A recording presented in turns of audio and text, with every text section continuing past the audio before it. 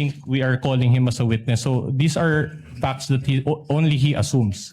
But the court did not issue a subpoena for you to appear today. Actually, Are you saying that you receive a subpoena despite this honorable court not issuing a subpoena for you? even if there's no subpoena in the pre-trial order, I was mentioned. Wait lang mga ka-Duterte, pause lang natin. Klarong-klaro, si Matibag ay walang subpoena na galing sa korte. Siya ay inimbitahan dyan ng mga prosecutor para maging witness. Para saan? Witness saan mga ka-Duterte? Kasi alam natin to ngayon na si Matibag ay naging testigo nila ngayon patungkol dito sa mga banta-banta, itong pagsasabi ni Inday Sara na pagbabanta kay PBBM, 'di ba? Oh, kasi na lumabas tong ngayong mga usapin. Isipin niyo mga ka-Duterte na punta sa confidential fund. Kaya nga gusto nila i-impeach si Inday Sara patungkol sa confidential fund. Tapos ngayon nadagdagan ng mga ibang issue, halongkatin nila yung mga nakaraan na video ni Inday Sara na nung mayor pa siya. Ay naku po mga ka-Duterte, paano na to ngayon? Kaya nga nasabi ng taga-defense team, paano ka magiging tatawaging witness? Wala ka palang subpoena na hindi ka naman pinadala dito. Ay naku mainit itong, alam naman natin, nagigil sila kay Inday Sara, mga idol. Isipin nyo, ito palang nangyayari diyang mga kaguluhan dyan sa loob ng Senado. Isipin mo, pabor na pabor siya dyan sa mga, naging witness nga siya ng prosecutor, ng mga prosecution. Tapos dito sa kanyang mga salaysay ay patungkol talaga kay Inday Sara, mga ka-Duterte. Itong nangyayaring pag-upo niya dyan ngayon, pag-testimony niya dyan sa harap ng Senado, itong impeachment. Kasi nagbanggit siya dyan sa mga, kasi NBI sila, di ba? Direktor siya. Ito mga naunang agent ng NBI patungkol din sa mga nangyayaring itong pagbabanta. Di ba? Kaya siya pinatawag din dyan. Mga ka-Duterte. Ngayon, kasi mainit itong mga talakayin ngayon patungkol dito kay Matibag. Isipin mo mga idol na ko po, paano kaya siya naging witness ngayon? Panoorin natin tong kasi wala pa pala siyang subpoena. Panoorin mo natin to kung paano siya binara, di ba? Depensa, binara si Matibag, hindi ka namin ipapatawag bilang testigo, mga ka-Duterte. Kasi wala nga siyang subpoena. Siyempre, nandyan si Kung Luistro. Didepensa talaga yan. Panoorin natin to si Kung at saka si Matibag. Paano nila depensahan? To be a witness, and I was invited by the prosecution to be a witness. And from my understanding, in the pre-trial order, I was also listed by the defense. I will be gladly witness for the defense as well if I will be called upon. All right, but which is which? Are you appearing today by virtue of a subpoena or without a subpoena? I'm appearing today as a witness as called upon and announced by the Honorable Court and by the invitation also of the No, that's prosecution. not my question, Director Matibag. You're a lawyer, you know this. Are you appearing today by virtue of a subpoena or no subpoena? There's no written subpoena, but there is a verbal announcement from the Honorable Court that I will be a witness in today's hearing. Your Honor, the Wala question nga of the siyang defense is subpoena. misleading. It is apparent that last week a subpoena was issued to the witness, Your Honor, and it is because of the other matters that was heard and addressed by the impeachment court. The schedule of the witness was scheduled to today. Your Honor, The objection is overruled. First, asked and answered, and for the record and information of the senator judges, the presiding officer confirms that no subpoena was issued to Director Matibag. In fact, I asked if one was needed, and the response I got was that it was not necessary. But indeed, the chair also confirms that the name of Director Matibag was requested to be invited by the counsel by the prosecutors, and he was so named by the presiding officer to attend in, I believe, yesterday, supposedly, and today's trial dates. Move on, counsel. just one last question on this lang point. daw. So considering Counsel. considering that there's no subpoena, I'm just wondering how it works. Did you coordinate with any of the prosecutors in relation to your appearing or appearance in today's proceedings? Well, we conducted some meetings on this matter. You mean prior to your appearance to this honorable court, you met with members of the prosecution? Yes, twice when I was informed that I will be a witness on the pretrial order All right. Did you meet with the private prosecutors or the public prosecutors? with the chairman of the committee, with the Congresswoman Jerry Miller. And you are confirming in open court that you discussed or you were briefed in that meeting based in your testimony? What was the what? Okay, you can explain. Well, I'm a lawyer and I know where you're going. There was no discussion or coaching. We just discussed matters that's supposed to be covered by my testimony. Because I'm a director, I will be testifying. Of course, they will want to know what will be the nature of my testimony. In the same way that when you want to present me as your witness, I will be more than willing to sit down with the defense counsel. Your Honor, I take exception to that. I don't think Director Matibag knows where I'm going. In fact, I'm moving on to a new point. At any rate, Your Honor, I don't think we are calling him as a witness. So these are facts that only he assumes. No, And we but want it to was- state that for the record, Your Honor. Witness will not argue with the counsel. Mga Kindly sorry, kapatid, Your move on. focus Honor. lang Kindly natin, move on. Yes, sir. Mahirap kasi tawaging maging witness ito si Matibag. Eh, mga investigador lang naman yan sila. Di ba? Paano mo matawag maging witness yan? Eh, wala nga silang ebidensya. Lahat ng ay mahirap tawag yan, gumagawa ng istorya. Hindi talaga siya pwedeng tawaging witness. Pwede siya mag-testify kung ano itong mga nangyari patungkol sa mga investigasyon nila. Patungkol dito sa sinabi nilang pagbabanta ni Inday Sara. Patungkol kay PBBM at saka kay First Lady at saka kay Tamba. Yun, imbestigahan nila yun. Pwede silang ipatawag at bibigyan sila ng subpina ng korte para i-ready nila yung sarili na humarap at itong mga ebidensya nila, itong mga pinaggagawa nilang mga pag-iimbestiga. Ganon. Pero yung gawin silang witness kasi mga ka-Duterte, ito ngayon, mahaba kasi itong pag-testify dyan ni Matibag dyan sa impeachment ngayong araw na to, ay talagang tinanong siya dyan patungkol dito sa mga investigasyon ngayon kasi base sa kanyang mga salaysay dyan, kanina ay parang alam nila kung sino itong tinutukoy na hitman. Isipin mo yan? Ngayon, maalalaman natin to ngayon kasi mang part 2 ngayon, panoorin natin yung part 2 niyan mga ka-Duterte. Okay? Pakinggan muna natin to si Matibag. Marami pa siyang sinabi dito. Ang nalabag ng Vice Presidente, kung mayroon man, Objection, Your Honor. kaugnay ng banta niya sa buhay ng Presidente. Your Objection. Honor, this is still part of the investigation. I will have to sustain the objection. It would call for a conclusion of law, and as admitted by the witness himself, the investigation is ongoing unless he has concluded it already. Binanggit mo na maging ang ordinaryong tao ay nagbabanta na rin sa buhay ng Pangulo. Ano pa ang naging obserbasyon mo na may kinalaman sa naging banta ng Pangulo, ng Vice Presidente sa buhay ng Pangulo? Objection on the use of the word banta, Your Honor. Witness already used that word. Counsel is simply referring to the words used by the witness himself already at this time. Witness may answer.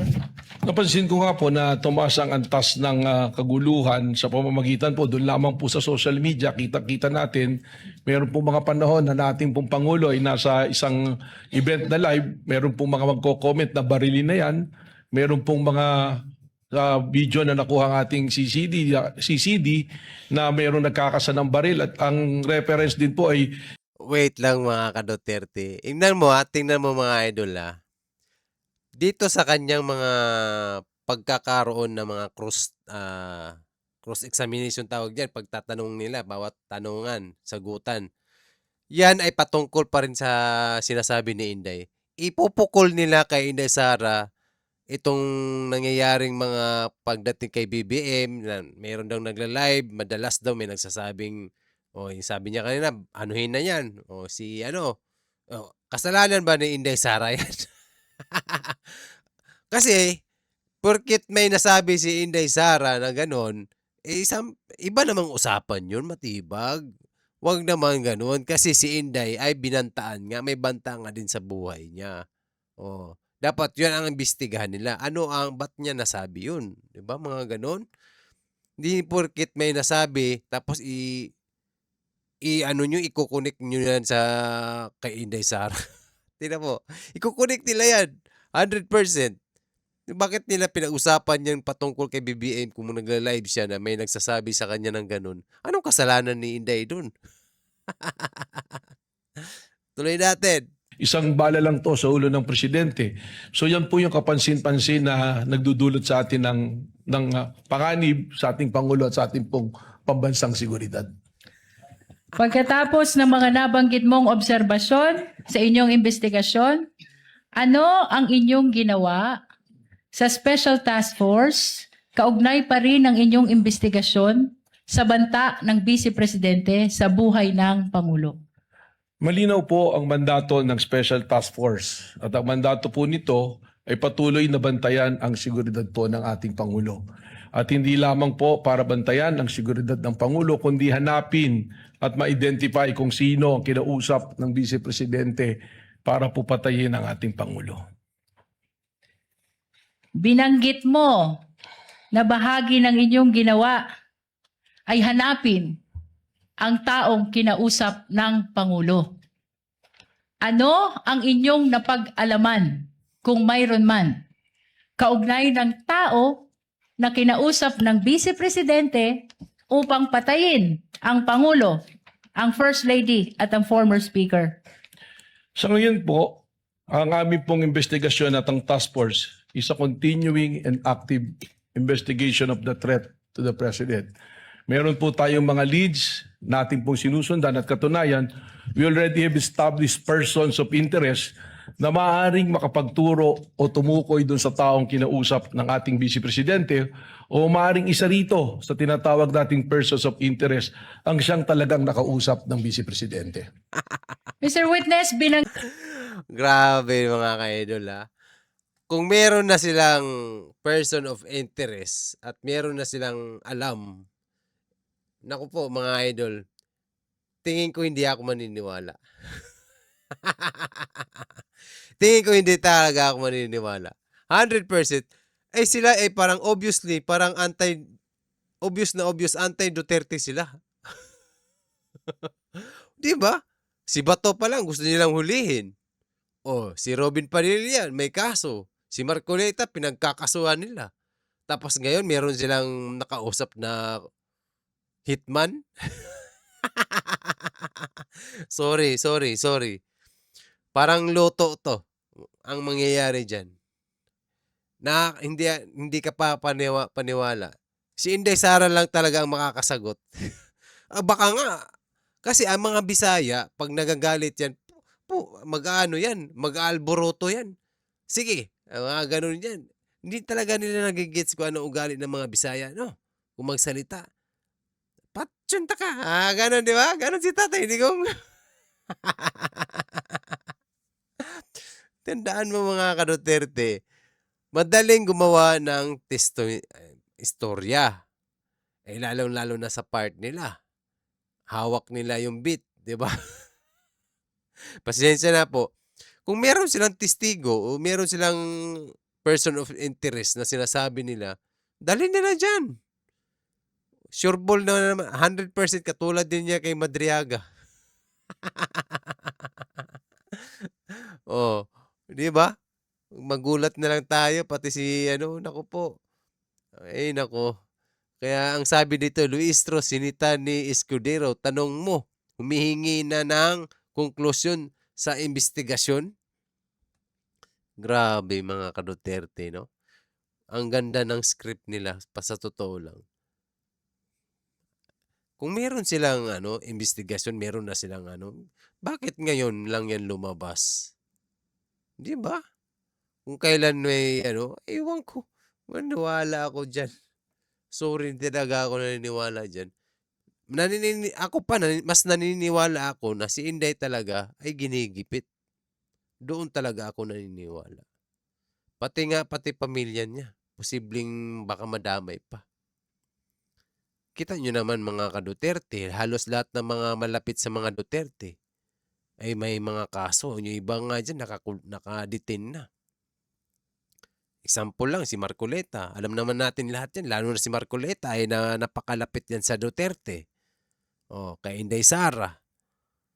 Halos lahat na sila dyan. Ang sabi ni Basti, pag di ka sumunod at ayaw mong sumunod sa kanila, parurusahan kanila. Pero yung sinasabi ni ngayon, siguro, kasi investigador sila. Pero hindi ako naniniwala. Sorry talaga, Sir Matibag. Hindi ka panay-paniwala ang inyong mga sinasabi ngayon. Kung kayo ay mayroon na talagang person of interest, tas ganyan pa ang nangyayari ngayon, bakit ngayon lang ito lumabas itong mga ganitong usapin? Di ba? Kung kailan nandito sa loob ng impeachment court, parang naghahanap lang sila ng mapag-usapan kay Inday. Wala na silang ibang mahanap na posibleng siguro ikakaano ni Inday Sara. Kasi alam naman natin na napakadaming supporter si Inday Sara, daming nagmamahal. Di ba? Sige lang. Kung yan ang nila, abangan lang natin to kasi importante si Inday ang makakasagot niyan. 'Di ba? Maganda to pag si Inday ang lumabas diyan at humarap, talaga namang kaabang-abang 'yan. Dito natin makikita lahat. Alangan namang sila lang ang pwede magsalita diyan. Ngayon kasi sila itong sumasalang bilang testigo. Paano yung mga ebidensya about dito sa mga defense team, 'di ba? Hindi pa natin naipakita 'yan. Ganun lang 'yun. Kaya sa dami-daming mga nangyayaring korupsyon at lantaran pa talaga, bukod tangi si Inday Sara lang talaga. Ay nako po. Tuloy na nga natin. Banggit mo yung persons of interest upang mas maunawaan tayo ng mga kababayang nanonood. Ano ang ibig sabihin mo ng persons of interest? Ang ibig sabihin po nito, itong mga taong ito ay maaaring magbigay linaw o makapagturo sa identity ng taong kinausap o sa pangyayari ng pag-uusap, o yun nga po, maaaring sila mismo ang nandoon or sila mismo ang kinausap. Kaya po ito tinatawag na persons of interest. Hindi po nangangahulugan na sila na mismo ang kinausap, gaya ng aking pong sinabi. Kaugnay pa rin ang binanggit mo na mayroon ng persons of interest. Mr. Witness, ano ang pagkakakilanlan ng mga persons of interest na tinukoy mo? Respectfully, Mr. Presiding Officer, kinalulungkot ko po pero sa aking pong katatayuan bilang NBI Director, hindi ko po maaaring isiwalat ang pagkakakilanlan o pagkatao ng ating mga persons of interest na ito sapagkat gaya ng aking sinabi, this is a continuing and an open investigation po sa nangyari po na pagpunta sa pagpatay sa ating Pangulo. Mr. Witness, matagal nang iniintay ng sambayanan kung sino ang taong kinausap ng Vice Presidente. As a matter of fact, maging ang ating iginagalang na mga senator judges ay nagtatanong din kaugnay ng pagkakakilanlan ng taong kinausap ng Presidente. Ano ang dahilan, kung mayroon man? Bakit mo sinasabi, Vice President? Bakit mo sinasabi na hindi ito pwedeng i-disclose o isa publiko itong mga persons of interest na tinukoy mo? Alam po ninyo, maraming kadahilanan. Tayo po ay nasa law enforcement. Kapag ang ganito pong bagay na it's an open and continuing investigation na ating isisiwalat, Unang-una pong mangyayari rito ay makukompromiso po ang ating investigasyon. At may lalagay po sa alanganin yung pong ating mga tinatawag na informants o assets na nasa ground na nagbibigay po sa atin ng human intel na tinatawag. At kasama na rin po rito na yung pong aming capability to have successful operation ay makompromiso sapagkat maaaring hindi na po kami pagtiwalaan ng aming pong mga pinanggagalingan na source. Pangatlo po, it will violate the right of privacy po ng mga individual na ating natukoy na persons of interest. At meron din po itong kaparusahan under the administrative code na kung ang isa pong information ay confidential, secret, or top secret, eh hindi po ito pwedeng ibahagi basta-basta sa publiko. Ito po ay exception din sa Freedom of Information under po sa Memorandum Order number 15 po ng ating pong Pangulo. Mr. Witness, binanggit mo ang maraming dahilan kung bakit hindi mo pwedeng i-disclose itong pagkakakilanlan ng mga persons of interest. Baguhin ko yung tanong, anong pagkakataon kung meron man na maaari mong ibahagi sa impeachment court na ito ang mga persons of interest na tinutukoy mo? Alam po ninyo, kahit dumating yung punto na matukoy na natin kung sino ang kinausap, we have the right to protect yung pong aming mga informants. Sapagkat ang pinoproteksyonan din po namin dito ay ang institusyon ng NBI. Subalit ito po ay patuloy na pagsusuri at report na tuloy na ginagawa po ng National Bureau of Investigation. Katunayan po, nandirito po sa akin yung mga report ng task force tag as confidential. Kaya pagpamanin po ninyo na talagang hindi ko po ito pwedeng ibahagi na pagpapubliko. Ano Your Honor, yung please. mga... Counsel for respondent is recognized. Your Honor, considering already the length of time, can we just ask for a 5-minute recess, Your Honor? Actually, I'm about I'm to all- do so as soon as the counsel for the Your lead Honor- counsel Your winds Honor, up. I'm about to conclude. As soon as the direct examination is concluded, the chair will declare a recess before we proceed with your cross. Would that be okay, counsel? Okay, Your Honor. Counsel may proceed. Witness may answer. Mr. Witness, ano yung mga papel na ipinapakita mo kanina? Ito po yung patuloy na pag-uulat, mga minutes ng meeting at mga intel report po na nasagap. Kaugnay po sa ating isyong pinag-uusapan. Kaugnay ng mga persons of interest na hindi mo pwedeng isiwalat, iyan ba ay bahagi ng mga papel na iyong Mga idol, hanggang dito lang, no? Pero alam mo yung mga ka-Duterte, itong paglabas ni Matibag dyan, dapat hindi talaga muna siya Sabi na nga niya, baka maudlot ang kanilang pag-iimbestiga. At meron silang mga pinoprotektahan itong mga person of interest, pati itong ahensya nilang NBI. Sa paglabas niya dyan, number 1, di ba? Mauudlot talaga ang kanilang investigasyon kasi lumabas ka na dyan. O, di ba? Ganun lang yun. At saka imposible, mga ka-Duterte, no? Hindi nila magets yung sinasabi ni Inday Sara. Bakit nagsabi si Inday Sara ng ganun? Di ba? Alam na natin yan, mga idol, mga ka-Duterte. Lalo na ngayon sa sitwasyon ni Inday Sara, ay talagang namang lahat na sila, uubusin daw sila. Iniisa-isa na nga sila. Kasi alam na naman natin na ang tinik sa buhay nila pagdating ng panahon, ang Duterte talaga. Pero itong mga paglabas ni Matibag dyan, hindi ko Oo, nandyan sila, nag-iimbestiga sila. Okay lang yun, walang problema yun, kaya natural talaga yun. Lalo-lalo na presidente ng Pilipinas ang pinag-usapan. Pero, kung dyan siya lalabas sa trial ng impeachment court, dyan niya sasabihin, tapos parang, alam naman natin to mga ka-Duterte, ang pinaglalaban ng Duterte ay bayan. Ang pinaglalaban ng Duterte ang kapakanan ng taong bayan. Si Inday Sara nananahimik yan. Vice President. Ano bang trabaho ng Vice President? Nasa DepEd lang yan sila kadalasan. Itong housing, mga ganun. Kunti lang ang trabaho ng itong Vice President. Pero sa sitwasyon ni Inday Sara, siguro gusto niya. Kaya may marami siyang programa. Kaya napakaganda. Marami siyang ginagawa. Maraming natutulungan. Pero, di ba? Alam naman natin yun, nagkakagulo na sila sa loob. Yan, nagsimula yan sa impeachment ng itong confidential fund. Ngayon, napunta na sa ganitong usapan. Oh, dito na sila nakatutok. Ay, naku po. Ay, sana, itong, kung totoo man talagang meron na silang person of interest, hindi ako naniniwala yan. Napaka-imposible. Kung kailan, di ba? Ay, naku po. Obviously, mahirap magsalita, di ba?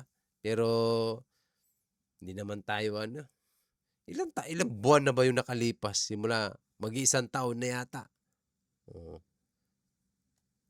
Last year lang yata yun eh.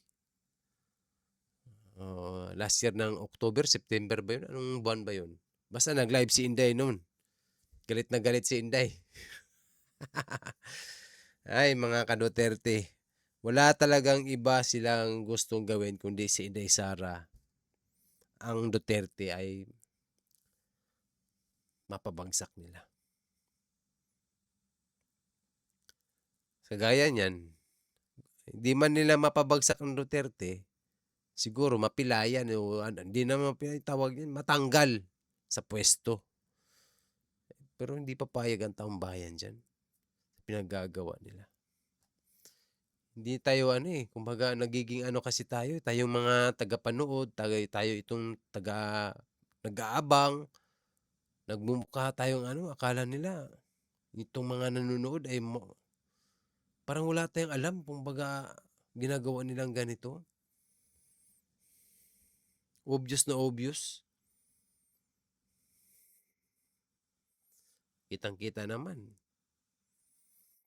Antayin natin yung sa part ng defense team. Okay rin yan. Mag-imbestiga talaga sila para makita ang lahat. Dito natin makikita pagdating ng panahon. Pag once ang Duterte makaupo na ulit sa Malacanang, the more na mag-ingat sila. Kasi ito, kung sino itong lumalaban talaga para sa bayan, sila naman itong nagigipit. Ganun yun eh. Wala nang iba, ang Duterte. Itong mga malalapit sa Duterte. Yung iba dyan parang tumambling na para lang makaiwas. Mga lumipat na. Ganun lang yun. Ay, naku po. Tapos napag-usapan pa dito yung dating video ni Inday Sara, itong pag-aano niya sa sheriff. 'Di ba? Napag-usapan din diyan. Wala na silang maibigay na testimony kundi yung mga dating video ni Inday at mga dating nagawa. Ay, yun ang pinaglalaban ni Inday doon, bayan din itong mga taga Dabawenyo. Kasi kahit ang Davao, meron pa rin siyang mga, I think, mga parang squatter. Kasi yung lupa siguro nun, wala tayong update nun eh. Hindi siguro silang may-ari, tapos pinapalis na sila. Siguro gusto ni Mayor Inday that time, bago mo sila paalisin, mayroon na siyang relocation na paglilipatan. Ganun lang yun. Kasi meron din silang karapatan. Meron din silang karapatan yung may-ari ng lupa. Meron din karapatan itong mga tao. Ganun lang yun. Kaya dito sa pagsalaysay ni Matibag, itong araw na to, ay talaga maraming nagulat din at maraming nag-react. Oh, di ba? Wala. Confidential fund, hindi na mabubuksan ang salin ni Inday.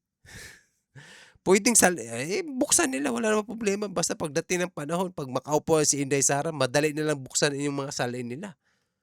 Kasi nabuksan na nga kay Inday eh. Ganito lang pala. Kayo, pwede kayong ibuksan itong salin nyo ha. Kawawa, lagot itong mga kawatan. Si Inday nga, nabuksan nila. Kunwari, di ba? Bakit ikaw ayaw mo magpabukas? Ganun lang yun. Lahat yan sila sa susunod. Pag yan si Inday ang nakaupo yan, yung mga salin nila, pagbubuksan talaga yan. Kasi ikaw ay parang meron kang parang allegation. Patay ka ngayon. Ay, nako po. Ito yung issue ngayon mga ka-Duterte, diyan si NBI Matibag sa impeachment trial. Dumalaw siya ngayon at wala naman siyang subpoena pero pinayagan naman siya ng ano kasi ni-request nga siya ng taga-prosecution bilang isang witness. Pero hindi naman dapat tawagin siyang, paano magiging witness? Nag-iimbestiga lang sila, no? Paano naging witness yan? Eh lahat naman nakarinig dun sa sinabi ni Inday Sara. Pwede sila maimbestiga. Natural, sila ay mga taga-NBI. Mag-iimbestiga talaga sila. Pero pag ginawa kang witness, parang iba eh. Di ba? Parang naging one side kasi ang dating eh. Dito itong mga maka-BBM, dito yung mga maka-Duterte. Parang ganun ang nangyayari. Obviously, ganun talagang nangyayari. Pero laban lang. Huwag tayong maniwala. Si Inday nga, tuloy-tuloy trabaho niya. Laban lang, Inday. Trabaho ka lang. Kami na bahala. Basta mag-ingat ka kasi maraming nainggit sa'yo. Di ba? Ay, mga idol. Abangan natin to bukas itong nangyayari dito sa Senado. I hope meron pa tong continuation. Siguro ipapatawag pa to ulit si Matibag. Mahaba-haba pa to yung kanyang pag-uusapan dyan kasi director siya eh. Kaya thank you mga ka-Duterte. Hanggang dito lang tayo. Abangan natin to bukas. Thank you sa lahat sa mga nag-follow at nag-subscribe. Maraming salamat. At tayo ay solid Duterte pa rin. Sa mga kababayan natin, mag-ingat kayo dyan. Alam natin, na mag-ingat talaga. Duterte pa rin tayo sa 2028. Huwag tayo magpatibag-tibag dyan. Okay, ingat mga idol. Maraming salamat. See you and goodbye. Mag-ingat. Pinapakita.